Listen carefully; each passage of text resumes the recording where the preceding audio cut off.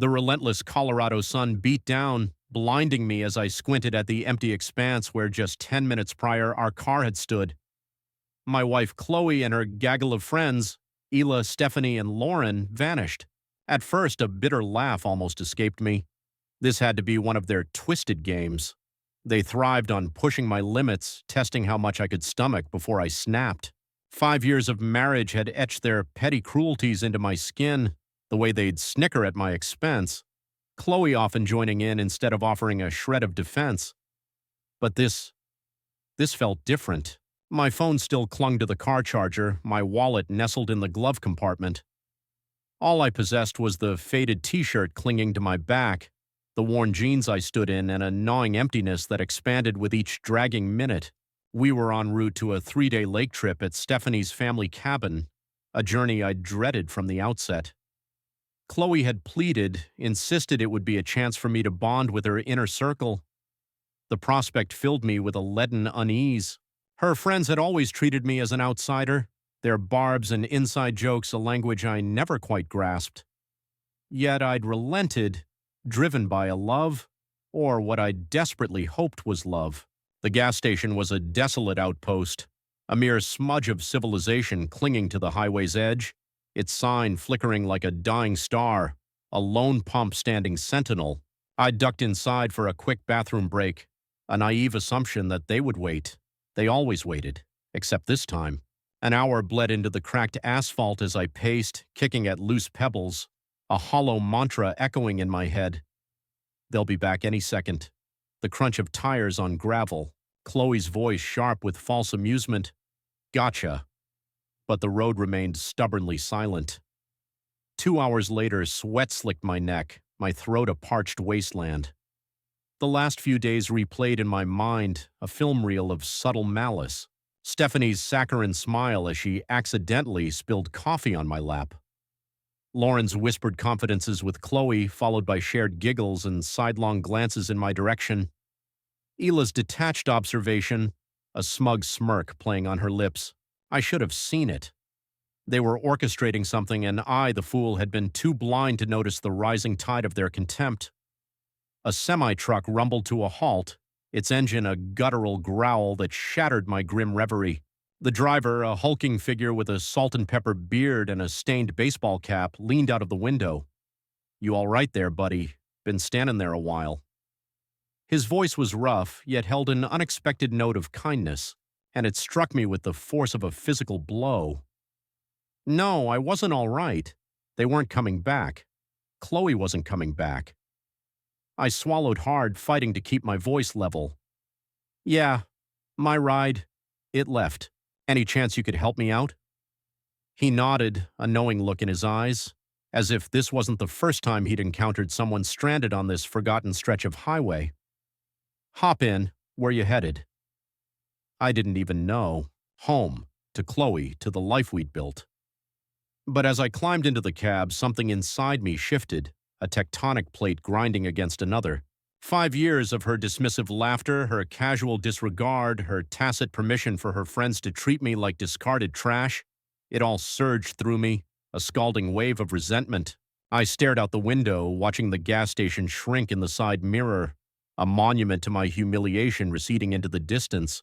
The trucker, bless his taciturn soul, asked no probing questions, just hummed along to some ancient country ballad as we sped down the highway. My hands clenched into fists on my knees. I could have borrowed his phone, called Chloe, demanded an explanation. But what would she say? "It was just a joke, honey. Don't be so sensitive." I'd heard it all before. Every time I voiced my discomfort with her friends, she'd roll her eyes and say I just didn't understand their humor. Maybe I didn't. Maybe I never would. But standing there, abandoned like a stray dog, I understood something crystal clear. They didn't understand me either. And Chloe, she chose them, time and time again. The trucker dropped me off at a desolate crossroads, a dusty finger pointing towards Grand Junction, the nearest semblance of civilization. "Good luck, man," he said, tipping his cap. I nodded, my throat still tight, and started walking. My boots crunched on the gravel shoulder, the sun a brutal weight on my head. No phone, no money, no plan. Just me and the open road stretching before me like an uncertain future. Part of me yearned to turn back, to beg someone at that forsaken gas station to call her, to somehow rewind this nightmare. But another part, a louder, more insistent voice, urged me forward. Enough. Enough of being the punchline, the guy they all laughed at. Chloe and her cronies thought they'd won, thought they'd broken me. But as I trudged towards Grand Junction, a strange sense of calm descended. They hadn't broken me, they had set me free.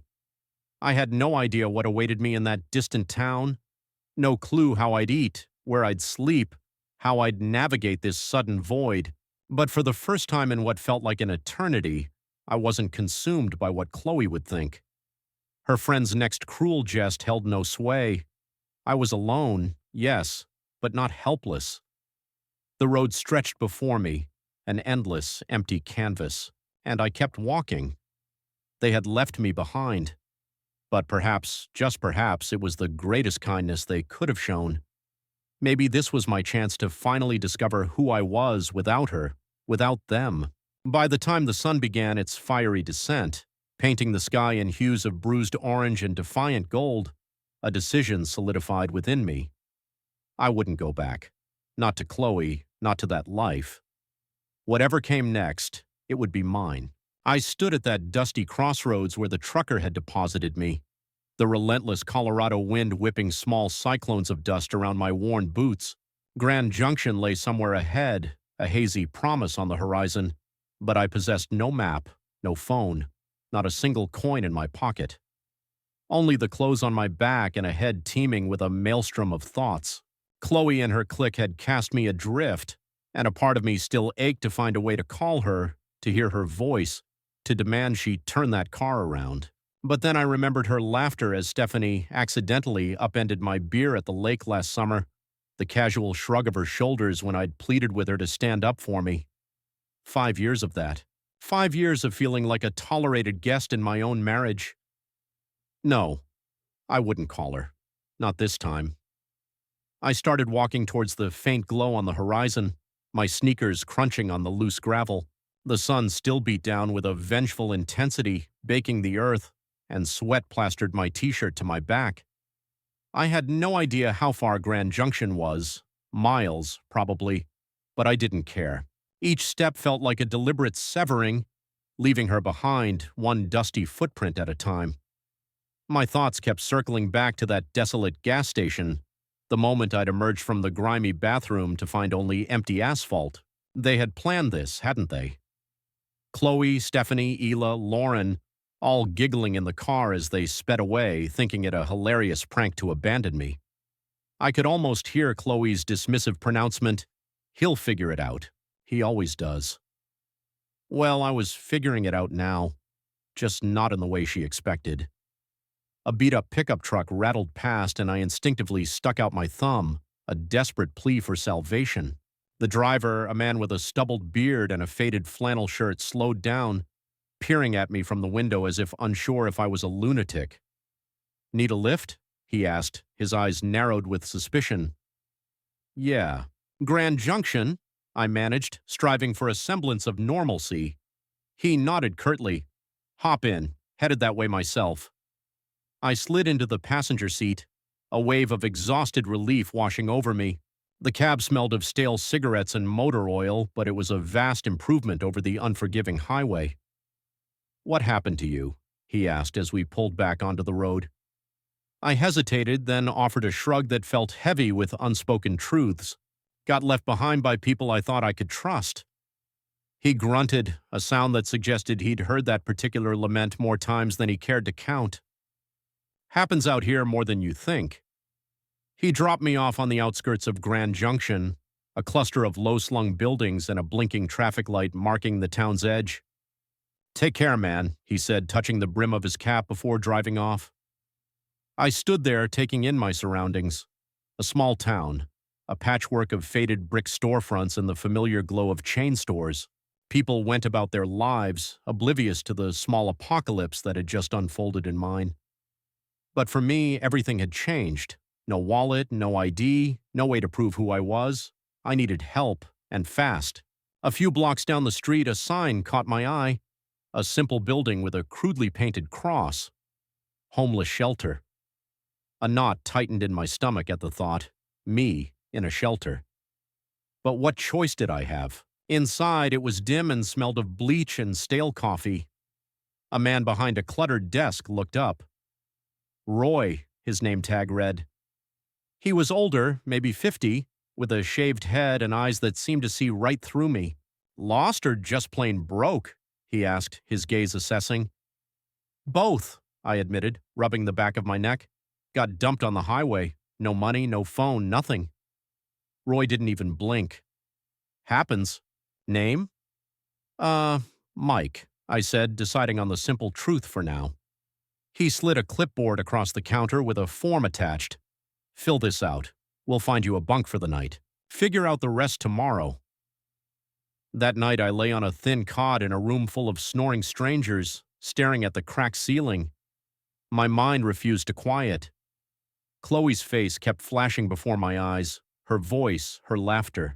I wanted to hate her, but a part of me still craved for her to appear, to say it had all been a terrible mistake. But Roy's words echoed in my head. Figure out the rest tomorrow. He hadn't been kidding. The next morning, he sat me down at a wobbly table with a lukewarm cup of coffee and a plan. Gotta get you an ID to do anything. Job boards. That takes time. But we'll start the process. Need some cash in the meantime. I nodded, feeling utterly useless. Any work around? Roy offered a wry smile. Diner down the street. Tough old broad named Jacqueline runs it. Tell her I sent you. The diner was a squat red vinyl booth affair called Jackie's, a vintage jukebox humming in the corner. Jacqueline stood behind the counter, a wiry woman in her 60s with faded tattoos snaking up her arms and a voice like gravel grinding on asphalt. Roy says you need a job? She asked, not even looking up from wiping down the counter. Yeah, I do, I mumbled, shifting my weight. Anything? She squinted at me as if trying to x-ray my soul. Dishwasher quit yesterday. Pays crap, hours are long, steal and I'll kill you, start now. I blinked, caught off guard, but nodded. Okay, I'll take it. She tossed me a stained apron and just like that I was in the back, elbow deep in hot, greasy water, scrubbing plates until my hands were raw. It wasn't much, but it was something mine. No Chloe, no sneering friends. Just me and a mountain of dirty dishes. Roy checked in later that week. Gonna help you file for a replacement ID. You hanging in there, Mike? He asked, clapping me on the shoulder. I wasn't so sure, but I kept working. The shelter became my temporary home, Jackie's diner my lifeline. I didn't call Chloe, didn't even try. Every night I fell into an exhausted sleep, a weariness that felt strangely earned. I was starting over and maybe, just maybe, I could actually do this. Each morning I'd wake on that thin shelter cot with the same dull ache in my back, the same chorus of snores and coughs from the other men around me. It had been weeks since Chloe and her friends had abandoned me at that desolate gas station, and I was still navigating the unfamiliar terrain of this new existence, washing dishes at Jackie's, sleeping on a borrowed bed, wearing clothes from a donation bin. My hands were rough and cracked from the hot water and harsh soap, but I didn't care. It kept me busy, kept the thoughts of her at bay. Roy was a steady presence, guiding me through the bureaucratic maze of getting a new ID. Takes time, he'd said, handing me a stack of forms, but you'll get there. I'd nodded, grateful for his gruff kindness, and kept pushing forward. The diner became my world. Jackie was no nonsense. She barked orders from behind the counter, her sharp eyes missing nothing. Move it, Mike, we ain't got all day, she'd yell. But there was no real malice in her voice. I picked up extra shifts when I could, folding the meager cash into a small envelope I hid under my mattress. My first paycheck was small, but it was enough for a cheap prepaid phone from the gas station down the street. I held it in my hand, the plastic still slick, and felt a surge of something akin to pride. It wasn't fancy, but it was mine, bought with my own sweat, not Chloe's or anyone else's. I didn't need her anymore. Then the call started. I'd only had the phone a day when it vibrated in my pocket, my arms deep in soapy water. I wiped my hands on my apron and pulled it out. Chloe's number flashed on the screen. A cold knot tightened in my stomach. I let it ring, watching it as if it might bite me until it went to voicemail. A notification popped up a minute later. I shouldn't have listened, but I did. Her voice was soft, tremulous, like she'd rehearsed what she wanted to say. "Mike, where are you? We waited for you. It was just a joke. We're so worried. Please call me back." I stood there staring into the sink, the water still running. Worried? They'd left me in the middle of nowhere, with nothing. If they'd waited, they would have come back. The phone buzzed again. Stephanie this time. I hit play on her voicemail and her tone was completely different, smug and breezy. "Seriously, dude, you gotta admit that was hilarious. Give us a call." Hilarious? My grip tightened on the phone until my knuckles were white. That's what I was to them. A joke, a story to laugh about over drinks at the lake. More calls followed, a relentless barrage. Chloe again, then Lauren, then Stephanie. A stream of texts and voicemails flooding my cheap phone.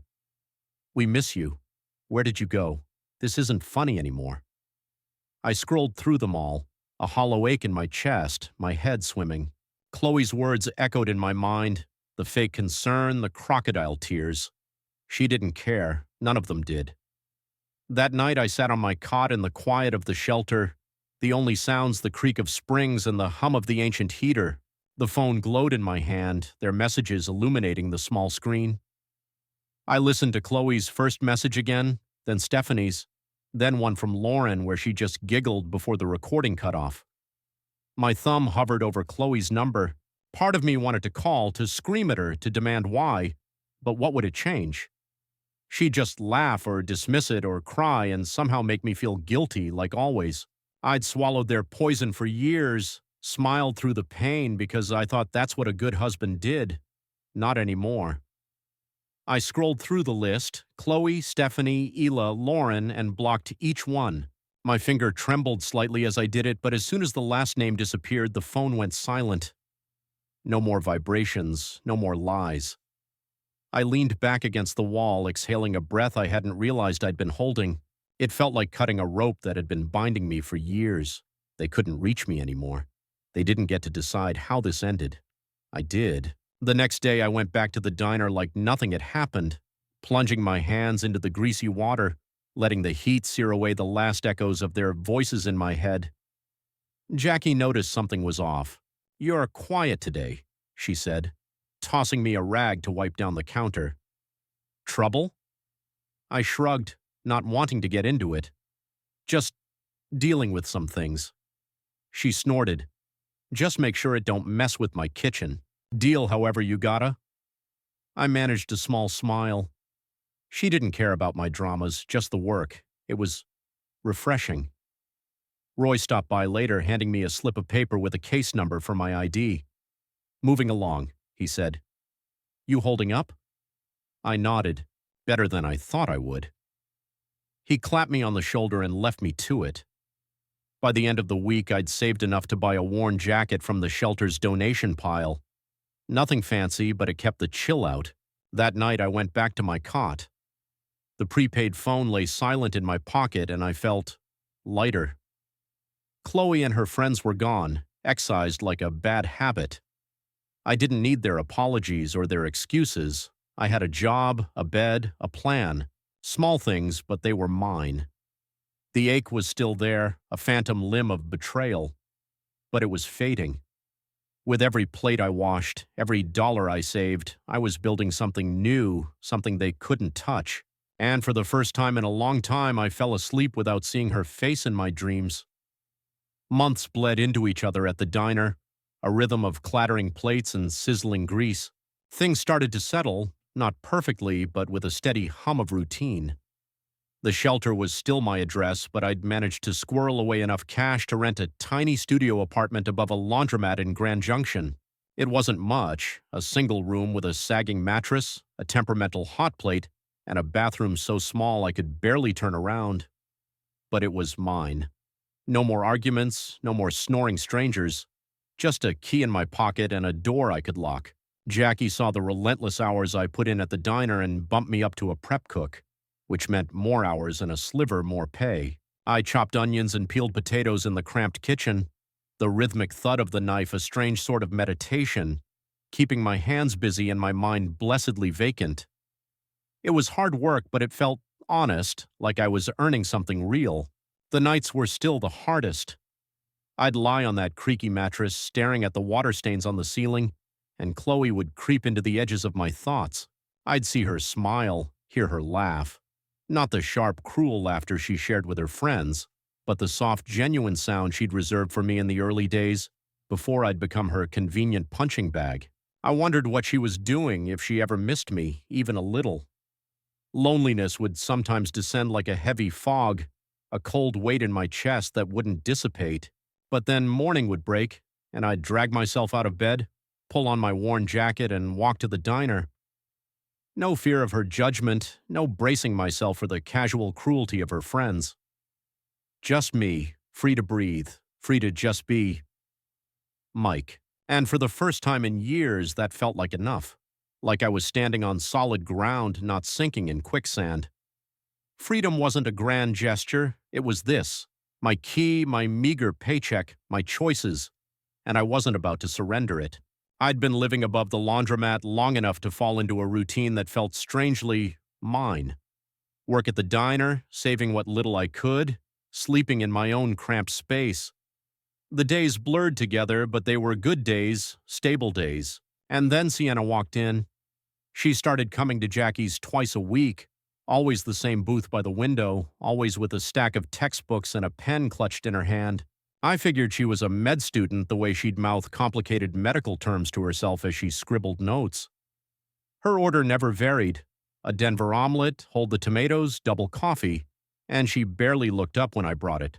Sometimes I'd watch her, a small amusement bubbling up as she'd get lost in her studies, her fork hovering halfway to her mouth for a full minute before she'd remember to eat. I don't know why I started messing with her. Maybe I was bored. Maybe I just wanted to see her smile. I'd change my name tag to random names I'd pull out of thin air. Bob one day, Steve the next, Carl after that, just to see if she'd notice. At first she didn't, too engrossed in her books. But one morning I approached her with a tag that read Rusty pinned to my shirt, and she finally looked up. Her brow furrowed, her eyes flicked from the tag to my face and back again. "Your name tag is wrong," she said, her voice quiet but firm, like she was delivering a diagnosis. A surprised grin tugged at my lips. "Is it?" I replied, even though my real name was Mike and she'd never asked. A small smile played on her lips before she returned to her notes. That was it, our first real moment, and it stuck with me. Work kept me busy, but Sienna became a small, bright spot in my week.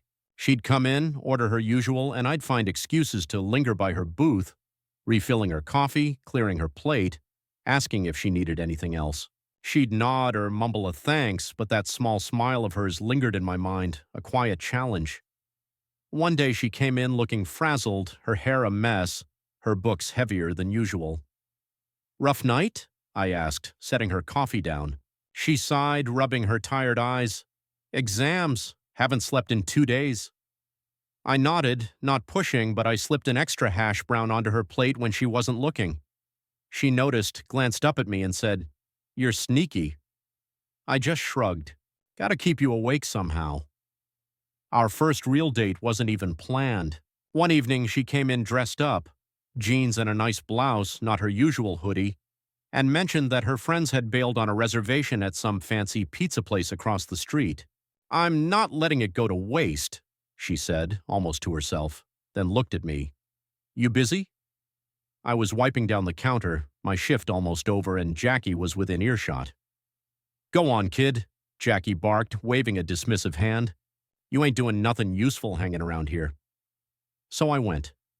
We shared a pepperoni pizza and a pitcher of soda, and she actually laughed, a real unguarded laugh, when I told her about the name tags. "I knew you weren't Rusty," she said, her eyes sparkling. "You're not nearly old enough." We talked for hours that night, about her med school stress, about my life at the diner, about silly things like our favorite bad movies. It was easy, natural, like we'd known each other forever. 6 months later, she moved into my tiny studio. It was cramped, her textbooks taking up half the space, and we were constantly bumping into each other trying to cook on that pathetic hot plate. But I didn't care. She'd study late, her desk lamp casting a warm glow while I slept, and I'd wake up to her muttering anatomical terms in her sleep. It was strangely comforting. A year after that, we moved into a bigger place, a real apartment with a kitchen and a couch that didn't smell faintly of bleach. Sienna was different from Chloe. She didn't belittle me, didn't make me feel small. When I doubted myself, she'd just say, "You got this," and somehow I believed her. We cooked together, watched old TV shows, argued over who left the dishes in the sink. It was simple, but it was ours. Meanwhile, Chloe didn't give up. She started emailing me, somehow tracking down my address, probably from an old bank statement or something. The first one arrived a few weeks after Sienna moved in, popping up on my phone while I was chopping peppers at the diner. "Mike, I just want to know you're okay," it read. "I miss you. We all do." I stared at it, my knife hovering over the cutting board. Miss me? She'd left me at a gas station with nothing, laughed about it with her friends, and now she missed me. I deleted it without replying. More emails followed, some short, some long, all laced with that saccharine sweetness she'd perfected. "I made a mistake, I know. Please just talk to me. I saw your grandma, she's worried." I'd read them, feel that old familiar ache in my chest, then hit delete. One day Sienna caught me frowning at my phone. "Who is it?" she asked.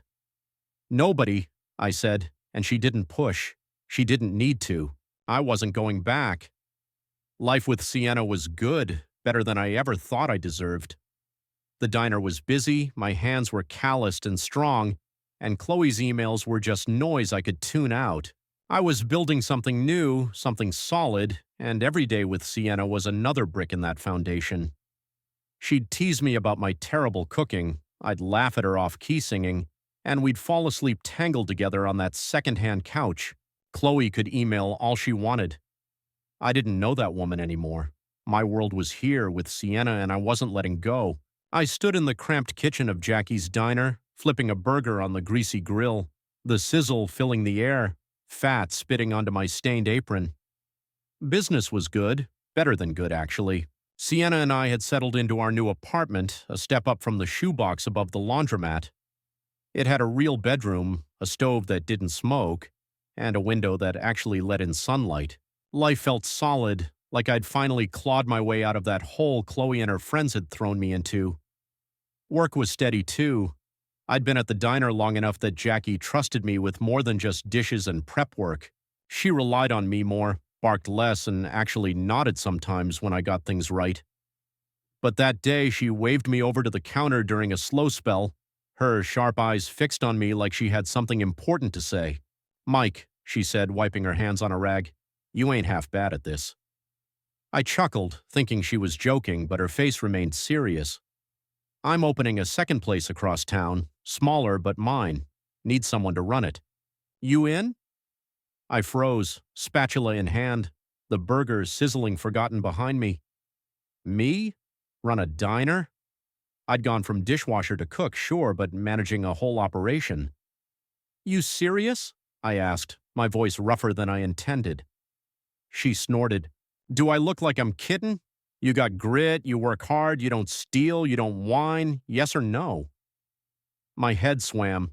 A year ago, I'd been dumped at a gas station with nothing. And now this?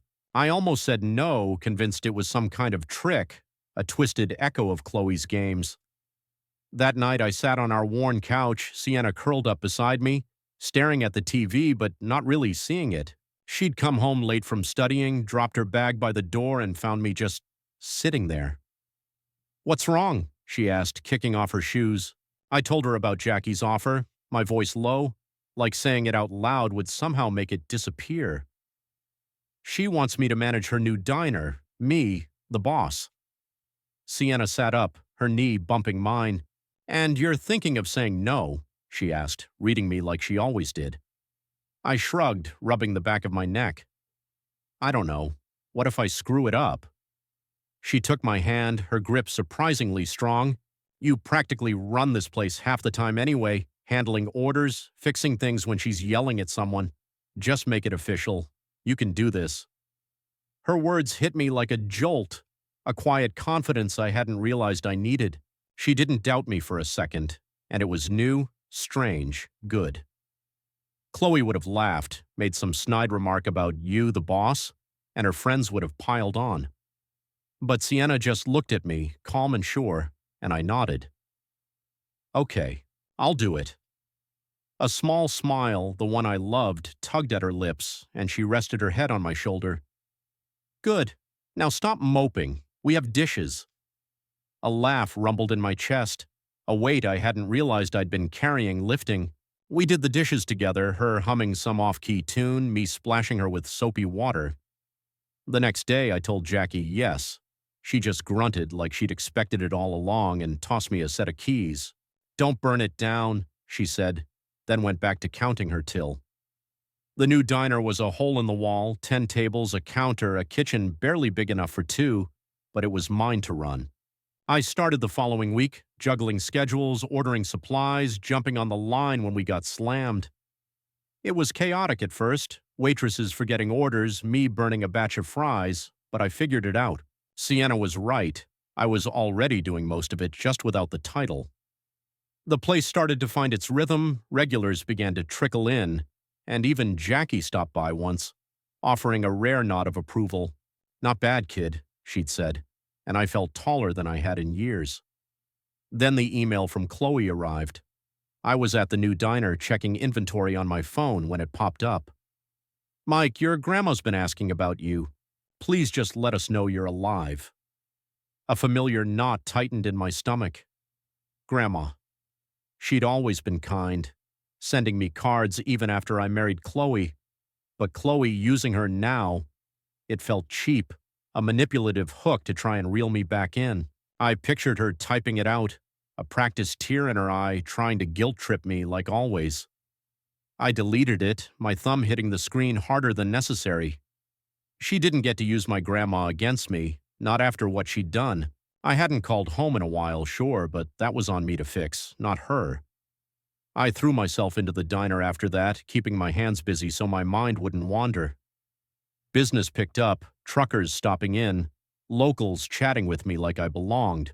I'd come home to Sienna studying at our small kitchen table, her books spread out, and she'd ask how my day went. Good, I'd say, and I'd mean it.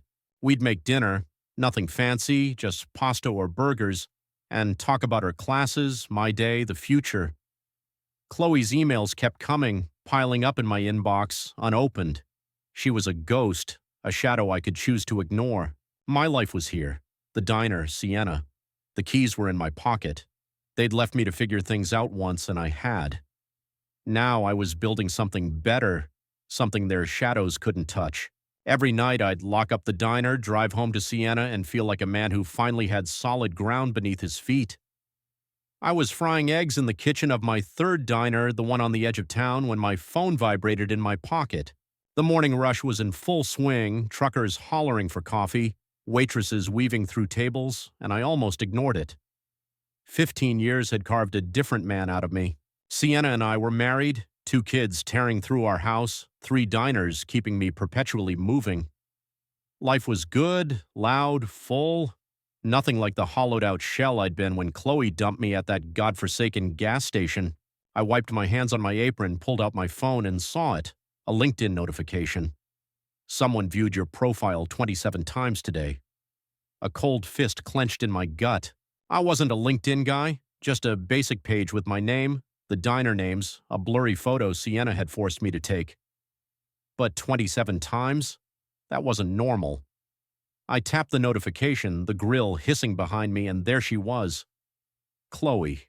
Her name hit me like a splash of icy water, right there on the screen, linked to some company I didn't care about. 27 views in a single day. She was digging again into a life I thought I'd buried her out of. I put the phone down, my hands gripping the edge of the counter, trying to steady myself. 15 years, and she was back, slithering in like a shadow I thought I'd shaken off. I flipped the eggs, barely looking, my mind racing. What did she want? Why now? I'd blocked her emails years ago, ignored her guilt trips, built an entire world without her. But here she was, lurking, silent but loud in the corners of my mind. The diner smelled of bacon and syrup, the clatter of plates pulling me back to reality. I slid the eggs onto a plate, handed it to a waitress, and tried to focus. Coffee refills, burnt toast, the usual chaos. But Chloe's name was a persistent hum beneath the surface. I pictured her sitting somewhere, clicking through my profile, seeing the diners, maybe even that old job at Jackie's I'd listed. Did she know about Sienna, the kids? I hadn't posted much, just enough to seem legitimate. But 27 views meant she was searching deliberately. I wiped my forehead, sweat mingling with the heat, and picked up my phone again. Her profile stared back at me. Chloe, older, a short, severe haircut, a strained smile in her picture. Consultant, the description read. I didn't bother reading more, didn't want to. I ducked into the back room, a cramped storage space with shelves crammed with flour and canned goods, and leaned against the wall. My heart hammered too fast, like I'd run a mile. 15 years, 2 kids, a wife, a business, and she could still get to me. I hated it. I'd worked so hard to bury her, to forget that gas station, that laughter, the way she'd made me feel like nothing. And now she was back, not even saying anything, just watching. Was she jealous? Angry? Desperate? I ran a hand through my hair, pacing the small space. Part of me wanted to message her. What's your problem? But I stopped myself. That's what she wanted, for me to reach out, to give her a crack to wedge herself into. I went back to the grill, throwing myself into the work, cooking, pouring, wiping down tables when the waitresses got swamped. Regulars nodded at me.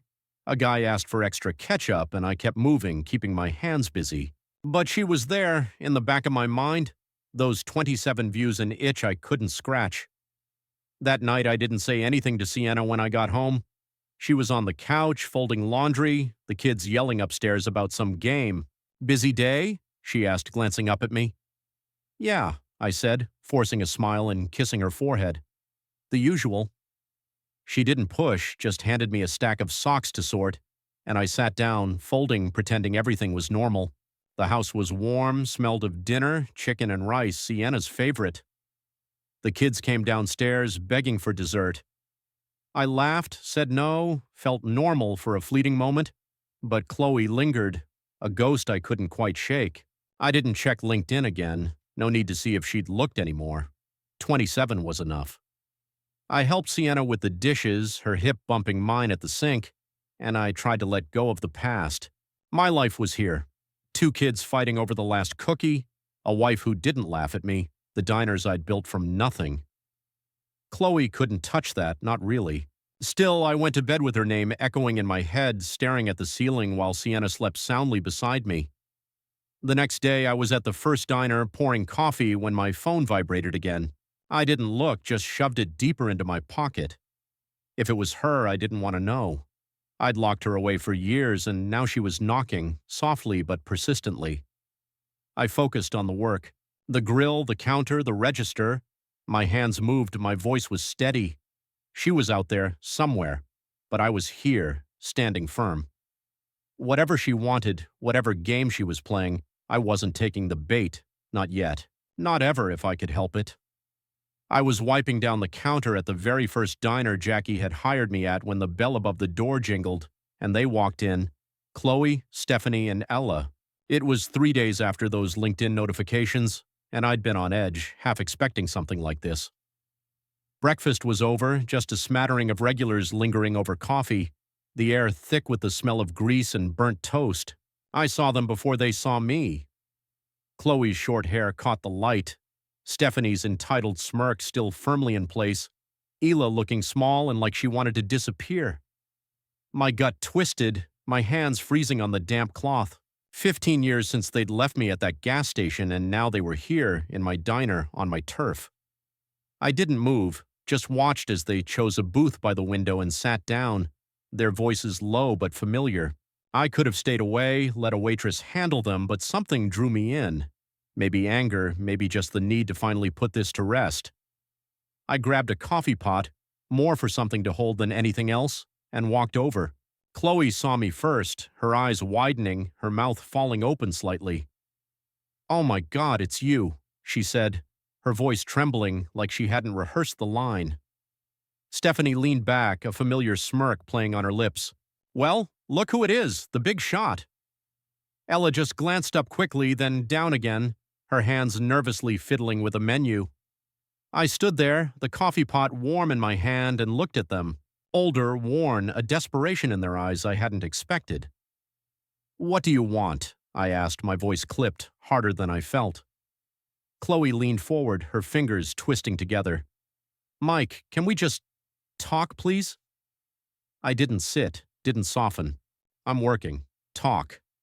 She swallowed, glanced at Stephanie for support, and blurted out, We need your help." It tumbled out of her, a raw admission. Her life had imploded, her small business tanked, her marriage to some guy I didn't know had crumbled, and she was broke, now reduced to begging. Stephanie jumped in, all breezy nonchalance, like this was just a casual reunion. "You're doing well, right? 3 diners. We just need a little help, for old time's sake." Ella nodded, a barely perceptible movement. "Just a small loan."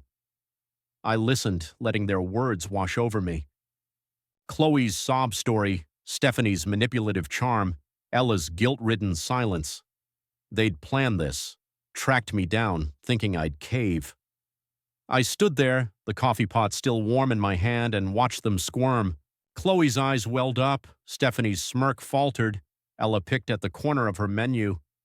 I remembered her stalking my LinkedIn, those 27 views, and then their arrival here, thinking I'd surrender because I had once waited for them.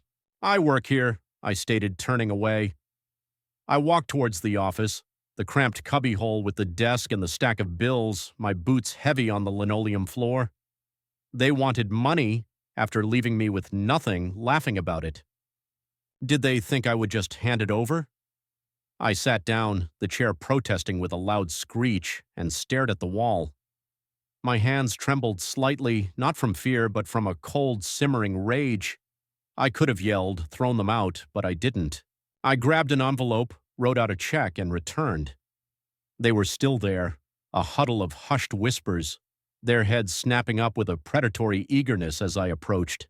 I tossed the envelope in front of Chloe, watching her fingers, pale and greedy, snatch it up, her face lighting up for a fleeting second. She opened it. $173.50, the exact cost of a Greyhound bus ticket from Grand Junction home 15 years ago. Her smile crumbled, a gasp catching in her throat. Stephanie snatched the check, her eyes narrowed into venomous slits. "What the hell is this?" she snarled. I leaned in, my voice quiet, level. "That's what it would have cost me to come back to you that day. I didn't. You get nothing more." Chloe's mouth opened, but no sound came out. Stephanie shoved the check back at me. "You're a bastard, Mike. After everything you did," I cut her off, the words like shards of ice. "You abandoned me. You laughed. This is me being generous." Her hands clenched into fists, but she remained silent. I straightened, looking down at them. Chloe had gone pale. Stephanie seethed with fury, and Ella shrank back. "It's time for you to leave," I said, my voice carrying just loud enough for the whole diner to hear. "And don't come back." I turned and walked towards the counter, my heart pounding, but my steps were steady. The waitress froze, caught in the crossfire, but I waved her away. "They're gone," I said, reaching for a rag to wipe my hands. They sat there for another stunned moment before scrambling to their feet. Chloe stuffed the envelope into her purse. Stephanie muttered something under her breath, and Ella trailed behind. The bell above the door jingled their exit, and the diner settled back into its familiar rhythm. Coffee poured, forks clinked, as if they had never been. I stood behind the counter, pouring myself a cup, my hands now solid. They had come begging, thinking I would break, and I had sent them packing. It wasn't loud or messy, just cold, final. I took a sip of the coffee, bitter on my tongue, and watched the regulars chat, oblivious. Chloe's tears, Stephanie's anger, they didn't matter. I had given them what they had given me, just enough to leave.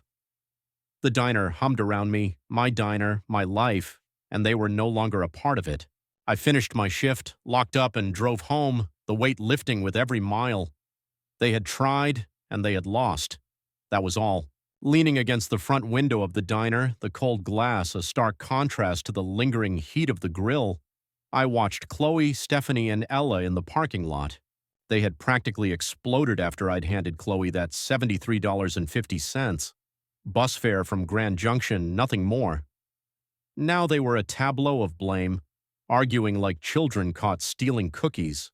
Stephanie's voice, sharp and accusatory, sliced through the air, her hands a blur of angry gestures, her face contorted as if she wanted to strike something. Chloe stood hunched, the crumpled envelope clutched in her fist, her gaze fixed on the ground, her shoulders slumped in defeat. Ella lingered behind, arms crossed defensively, as if bracing for an escape or a flood of tears, maybe both. I couldn't hear their words through the glass, but I didn't need to. They had come begging, expecting me to crumble, and I had sent them away. Now they were falling apart, and I was just an observer, feeling nothing. The sun dipped lower, painting the parking lot in hues of orange, their shadows stretching long and distorted across the gravel. Stephanie jabbed a finger at Chloe, her mouth moving rapidly, likely blaming her for dragging them here, for messing everything up.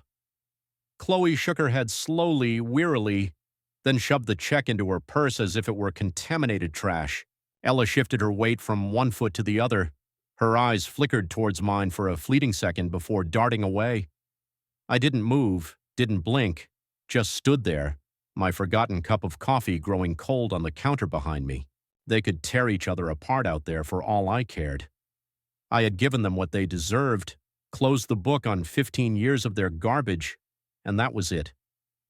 Turning away, I grabbed my coffee, the bitterness now a familiar comfort.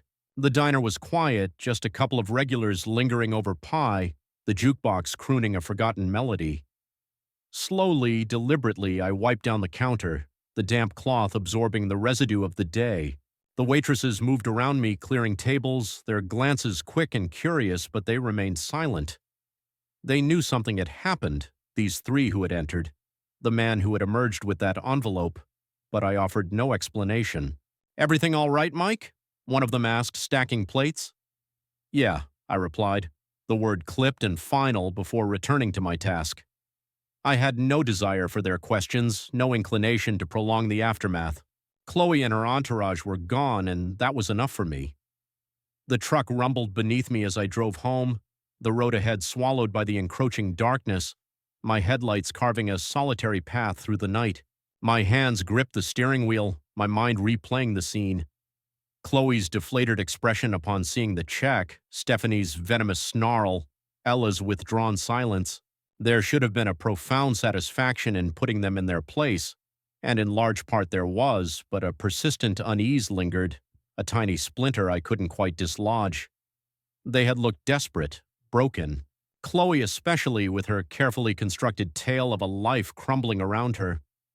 15 years ago, I would have cared, would have chased after them, desperate to mend the broken pieces. Now I had simply watched them walk away. The familiar glow of my house appeared in the distance, Sienna's car a comforting presence in the driveway, and I exhaled. This was real, my family, my life, not them. I stepped inside, kicking off my boots by the door, the lingering aroma of last night's lasagna a welcome embrace.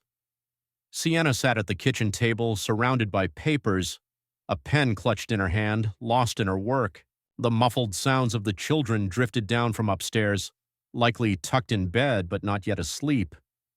She looked up, her glasses perched on the bridge of her nose. "Hey," she said softly, then tilted her head. "Everything okay?" I nodded, pulling out a chair and settling across from her, placing my hands on the table. "They came by," I said simply. Her eyebrows arched slightly, but she waited. "Chloe, Stephanie, Ela, asking for money. I gave them the bus fare and told them to leave." She set down her pen, leaned back in her chair, her gaze steady and calm. "Bus fare?" she asked, a faint smile gracing her lips. I recounted the story of the $73.50. The exact cost of that long-ago journey from Grand Junction, Chloe's crestfallen face, Stephanie's fury, my quiet dismissal. Sienna listened, her hand resting placidly on the table as always. When I finished, she reached across, her fingers brushing mine. "They can't take anything from you that you don't give them," she said, her voice firm yet gentle. I looked at her, her words sinking deep. "Yeah," I said, my throat suddenly tight. She squeezed my hand, then returned to her papers, leaving me to sit there, the weight on my shoulders perceptibly lighter. She didn't need to say more. She understood me, and that was enough. Later, we ate the leftover lasagna, just the two of us, the children finally quiet upstairs. I picked at my food, my thoughts still half lingering in that parking lot. Stephanie's angry pronouncements, Chloe's downcast gaze, Hila's shrinking presence. It didn't matter what they said, who they blamed. They had come seeking a handout, and I had offered them a mirror. Sienna asked no further questions, simply recounting the day's events with the children, our son's math test, our daughter's latest obsession with drawing cats. I smiled, nodded, letting her pull me back into the present. As we cleaned up, her hip brushed against mine at the sink, and a sense of quiet peace settled over me once more. That night, lying in bed, Sienna's slow breaths a comforting rhythm beside me, I stared up at the ceiling. The house creaked around us, the children shifted in their rooms, and the scene replayed in my mind. The three of them in my diner, then in the parking lot, their fragile alliance fracturing. They couldn't touch this. My family, my businesses, me. I had closed the door, locked it tight, and they remained on the other side, where they belonged. The unease was still there, a faint echo, but it was fading. Sienna was right. They had received nothing I hadn't willingly given, and what I gave was an ending. I closed my eyes, the day receding, and drifted into a deep sleep, finally free from their ghosts. Standing in the kitchen of our home, I stirred the chili simmering on the stove, the aroma of spices filling the air. Weeks had passed since Chloe, Stephanie, and Ella had darkened the doorway of my diner, since I had handed them that $73.50 check and watched their acrimonious unraveling in the parking lot. I hadn't seen them since. No calls, no letters, not even a ghostly whisper on LinkedIn. They were gone, truly gone this time, and I could feel it. A silence had settled deep within, like the stillness after a long storm has finally passed. Life moved on. Sienna pored over papers at the table. The children chased each other through the backyard. The regulars filled the booths at the diners. It was all mine, and they couldn't touch it. I had stopped looking over my shoulders, stopped anticipating the next unwelcome knock. The chili bubbled, steam rising in fragrant plumes, and I tasted it. Needed more salt, perhaps a pinch of cayenne. Sienna glanced up from her stack of grating, her glasses slipping down her nose.